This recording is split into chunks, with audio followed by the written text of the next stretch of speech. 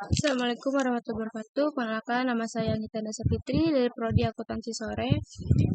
Saya mempresentasikan tentang statistik bisnis, perspektif sejarah kualitas dan produktivitas. Menurut Triguno, tahun 1997 menyatakan bahwa kualitas adalah suatu standar yang harus dicapai oleh seseorang atau kelompok atau bagian atau organisasi mengenai kualitas sumber daya manusia, kualitas cara kerja, proses, dan hasil kerja atau produk yang berupa barang dan jasa. Konsep kualitas itu sendiri sering dianggap sebagai ukuran reaktif kebaikan suatu produk atau jasa yang terdiri atas kualitas desain atau rancangan dan kualitas kesesuaian atau kecocokan. Kualitas rancangan merupakan fungsi spesifikasi produksi, sedangkan kualitas kecocokan adalah seberapa baik produk itu sesuai dengan spesifikasi dan kelonggaran yang disyaratkan oleh rancangan itu. Diagram kontrol. Diagram kontrol adalah suatu grafik yang memberi gambaran tentang perilaku sebuah proses. Diagram kontrol ini digunakan untuk memahami apakah sebuah proses manufakturing atau proses bisnis berjalan dengan kondisi yang terkontrol atau tidak.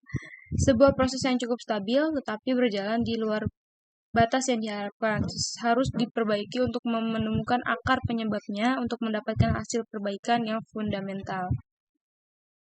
Bagian-bagian diagram kontrol ada, yang pertama ada titik yang mewakili sebuah nilai statistik, rata-rata, range, atau proporsi dari sebuah karakteristik sampel yang diambil dari sebuah proses pada waktu yang berbeda atau data. Yang kedua, ada rata-rata dari nilai statistik di atas yang dihitung dari keseluruhan sampel. Yang ketiga, garis tengah yang digambar dapat tepat di angka rata-rata nilai statistik tersebut. Yang keempat, standar error dari nilai statistik yang juga dihitung dari keseluruhan sampel. Yang kelima, ada batas kontrol atas dan bawah yang mengindikasi batas di mana secara statistik sebuah proses bisa dikatakan menyimpang yang secara umum besarnya 3 kali standar error dari garis tengah. Yang keenam, bisa juga ditambahkan beberapa fitur. Yang ketujuh, batas peringatan atas dan bawah yang besarnya 2 kali standar error dari garis tengah. Yang kedelapan, dibedakan menjadi beberapa zona apabila ada perbedaan yang ingin dilihat dari zona yang berbeda. Kegunaan diagram kontrol yang pertama adalah mendeteksi adanya variasi penyebab khusus. Jika sebuah proses secara statistik terkontrol, maka 99,73% data akan ada di antara batas kontrol. Yang kedua, jika ada data yang keluar dari batas kontrol, mengindikasi bahwa sumber variasi yang berasal dari luar proses. Yang ketiga, meyakinkan stabilitas sebuah proses. Yang keempat, kestabilan sebuah proses merupakan syarat yang diperlukan untuk menghitung kemampuan proses atau proses capability. Yang kelima, mendeteksi perubahan proses dari waktu ke waktu. Yang keenam, jika di titik diagram kontrol semakin bergeser ke atas atau ke bawah dari waktu ke waktu, mengindikasikan bahwa ada perubahan kecil tetapi terus-menerus di dalam proses. Perubahan ini sulit dilihat untuk jangka pendek, namun akan sedikit demi sedikit menurun tingkat quality produk. Diagram rata-rata. Diagram kontrol rata-rata ini digunakan untuk menganalisis proses ditinjau dari nilai rata-rata variabel hasil proses dengan tujuan mengumpulkan keterangan untuk membuat atau mengubah spesifikasi, yaitu syarat-syarat yang harus dipenuhi oleh output proses yang dihasilkan atau menemukan apakah proses yang sedang berlangsung dapat memenuhi spesifikasi atau standar yang sudah ditetapkan. Di sebelah sini ada contohnya dari diagram rata-rata.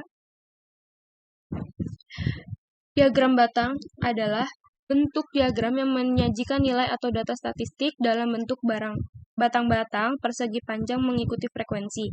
Diagram batang digambarkan secara tegak dan mendatar. Tujuan penggunaan diagram batang biasanya digunakan untuk menyajikan suatu perkembangan informasi dari data dari waktu ke waktu, sehingga ketika menyimpulkan data yang disajikan harus dapat menentukan nilai rata-rata dari data yang terdapat pada diagram batang.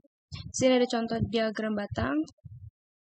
Cara mencari rata-ratanya adalah jumlah seluruh data dibagi dengan banyak data. Jika waktu rentang dalam sekelompok data kuantitatif akan terdapat dengan nilai besar dan data dengan nilai terkecil. Rentang atau range disebut dengan jangkauan adalah selisih antara dengan data dengan nilai besar dengan data dengan nilai yang terkecil tersebut, atau R sama dengan X sama dengan max min. X min R atau X max atau X min, di mana R adalah range jangkauan atau rentang, max adalah nilai data yang paling besar, dan min adalah nilai data yang paling kecil. Di sini ada contohnya ya. Untuk setiap entitas selalu mempunyai elemen ataupun atribut agar bisa menjelaskan dengan baik. Umumnya atribut akan digambarkan dengan simbol. Di dalam anti-relationship diagram terdapat beberapa jenis atribut seperti atribut simpel, atribut kunci, atribut multinilai, atribut gabungan, dan juga atribut derivatif. Di sini ada tanggal lahir, nama siswa, dan usia. Terima kasih, kurang lebihnya mohon maaf. Wassalamualaikum warahmatullahi wabarakatuh.